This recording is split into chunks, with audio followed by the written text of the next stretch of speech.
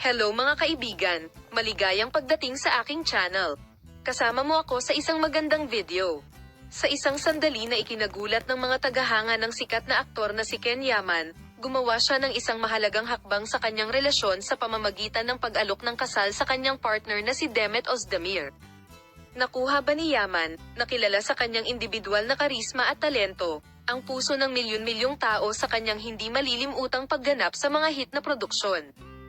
Ngunit ang pag-ibig niya kay Özdemir ang nakakuha ng imahinasyon ng publiko at ginawa silang isa sa mga pinakamamahal at hinahangaang mag-asawa sa mundo ng entertainment. Ang proposal ng kasal ni Özdemir kay Yamana ay isang mahalagang pagbabago sa kanilang relasyon at nagpapakita ng malalim na pangako at pagmamahal na mayroon sila para sa isa't isa. Ang balitang ito ay masigasig na tinanggap ng mga tagahanga na nagpahayag ng kanilang kagalakan at suporta para sa mag-asawa sa pagpasok nila sa bagong yugto ng kanilang buhay na magkasama. Para kina Ken Yaman at Demet Özdemir, ang pag-aasawa ay ang simula ng isang bagong pakikipagsapalaran na puno ng mga pangako at posibilidad na higit sa isang simpleng pangako. Dalawa sa pinakamaliwanag na bituin ng Turkish entertainment industry, ang mag-asawa ay nabighani sa mga manonood sa kanilang on-screen at off-screen na mga kasabwat at naging mga huwaran para sa marami.